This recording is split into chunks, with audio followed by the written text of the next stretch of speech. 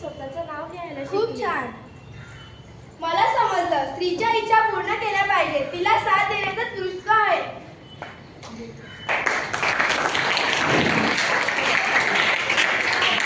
शिक्षण हाच खरा सन्मान, शिक्षण हाच खरा सन्मान, स्त्री पुरुष समानता हाच खरा अभिमान. माझी पहिली शाळा सुरू केली म्हणून आज स्त्रिया शिक्षक, प्राध्यापक, शिक्षणतज्ञ व स्त्री शिक्षणामुळे स्त्रिया वैद्यकीय क्षेत्रात आल्या. आज त्या आई बाळ आरोग्य, ग्रामीण आरोग्य, सार्वजनिक आरोग्य सेवा मजबूत करतात.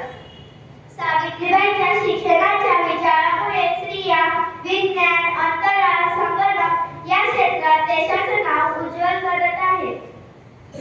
शिक्षण व आत्मविश्वासामुळे स्त्रिया राष्ट्रीय, आंतरराष्ट्रीय पातळीवर देशाचे प्रतिनिधित्व करीत आहेत. पूर्वी पुरुष प्रधान मानले जाणाऱ्या क्षेत्रातही आज स्त्रिया धैर्याने देश सेवा करत आहेत. गोपाळ जोशी पहिल्या भारतीय महिला, 1886 साली वैद्यकीय पदवी मिळवली. पहिल्या भारतीय महिला पंतप्रधान, देशाच्या राजकारणात ठसा उमटवणाऱ्या कणखर नेत्या.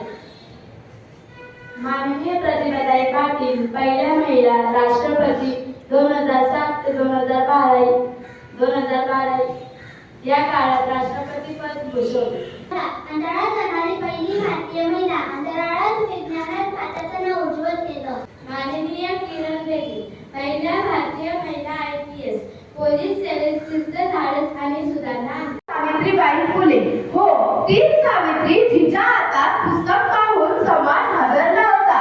ज्या काळात मुलींना शिक्षण म्हणजे पाप पडत होतं, त्या काळात मी शाळेची पायरी चढले. लोकांनी दगड मारले, अंगावर शेण टाकलं, पण माझ्या हातातून पुस्तक हे कधीही सुटलं नाही. मला विचारतात, बाई एवढा संघर्ष कशासाठी? कारण मला माहित होतं, शिक्षणाशिवाय स्त्री ही कधीही मुक्त होऊ शकणार नाही. मी पाहिलंय अशिक्षित स्त्रीचं बोल, तिच्या डोळ्यातली भीती आणि तिच्या आयुष्यातला अंधार. आणि मी पाहिलंय शिक्षित स्त्रीचा तेज, तिचा आत्मविश्वास आणि तिचं उभं राहणं. म्हणूनच मी ठरवलं, मुलगी ही शिकलीच पाहिजे. त्या विरोधकांना त्यांनी बाजूला सारून आणि स्त्री शिक्षणाची जी मशाल आहे ती त्यांनी पेटवली. आणि आज सर्वजण आपण समानतेच्या मार्गावर आलेलो आहोत. प्रत्येक जण मुलांबरोबर मुली शिकताना दिसत आहे, पुरुषांबरोबर स्त्रियाही काम करताना दिसत आहेत आणि विविध क्षेत्रामध्ये त्या पुरुषांच्या बरोबरीने काम करताना दिसत आहे. एवढं मोठं कार्य करणाऱ्या सावित्रीबाई ज्योतिबा फुले यांना माझे कोटी कोटी प्रणाम. तर त्या काळात जातीभेद अतिशय मोठ्या प्रमाणात समाजात पसरलेला होता आणि त्यामुळे जे वंचित किंवा दलित समाजाचे लोक होते त्यांना पाणी पिण्यासाठी अक्षरशः दुसऱ्यांवर अवलंबून राहावं लागायचं की कोणी चांगला व्यक्ती येईल आपल्याला पाणी काढून देईल. कारण सार्वजनिक पाणीवठे जे असायचे तलाव, नदी किंवा विहिरी, त्यांना हात लावण्याचा, स्पर्श करण्याचा त्यांना अधिकार नव्हता. आणि त्यामुळे सावित्रीबाईंनी त्यांच्या जो घरातला हौद होता तो हौद सर्व दलितांसाठी उघडा करून दिला की या तुम्ही आणि इथनं पाणी भरा. म्हणजे त्यांच्याकडे कोणताही जातीभेद नव्हता, स्त्री पुरुष भेद नव्हता, काहीच नाही. हे झाले सावित्रीबाई फुलेंचे कार्य. पण त्यांच्या अंगी असलेला एक महत्वाचा गुण आज मी तुम्हाला इथे सांगणार आहे, तर म्हणजे त्या कवयित्री होत्या, उत्तम कवयित्री. तर त्यांनी खूप छान छान कविता रचलेल्या आहेत आणि अर्थात त्यांच्या कविता या समाजाला प्रेरणा देणाऱ्या आहेत, त्यांच्या कार्यालाच पुढे घेऊन जाणाऱ्या आहेत. त्यांची एक कविता मी इथे लिहून आणलेली आहे, तुम्ही ऐका लक्ष देऊन. तयार मानव म्हणावे का, ज्ञान नाही विद्या नाही, ते घेण्याची गोडी नाही, बुद्धी असून चालत नाही, तयार मानव म्हणावे का. किती सरळसोट प्रश्न विचारतात की जर असा माणूस असेल तर त्याला मानव तरी म्हणायचं का आपण, ज्याच्याकडे शिक्षण नाहीये, ज्याच्याकडे बुद्धी असून तो चालवत नाही, ते काम करत नाही. इतक्या सहज साध्या शब्दांमध्ये त्यांनी आपला उद्रेक इथे कवितेद्वारे मांडलेला आहे. अशा अनेक काव्य रचना त्यांनी केलेल्या आहेत. त्यांच्या पहिल्या काव्यसंग्रहाचं नाव आहे काव्य फुले आणि नंतर जो काव्यसंग्रह त्यांचा आला त्याचं नाव आहे 52 कशी सुबोध रत्नाकर.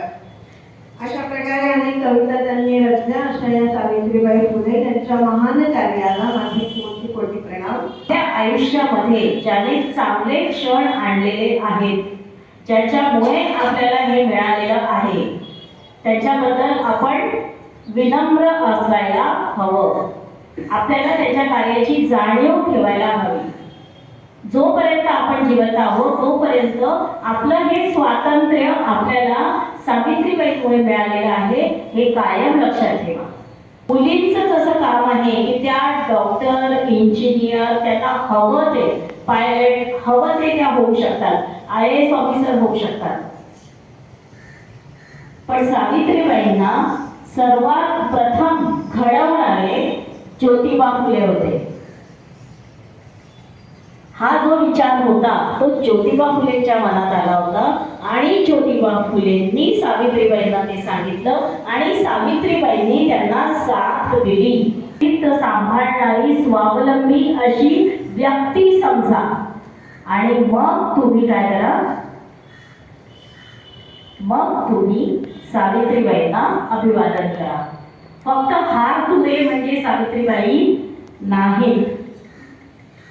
फक्त हार तुरे अर्पण करणं, फोटोला अभिवादन करणं, फोटोला नमस्कार करणं म्हणजे खरं अभिवादन नाही. खरं अभिवादन केव्हा असेल, जेव्हा तुम्ही स्वतंत्र व्यक्ती व्हाल.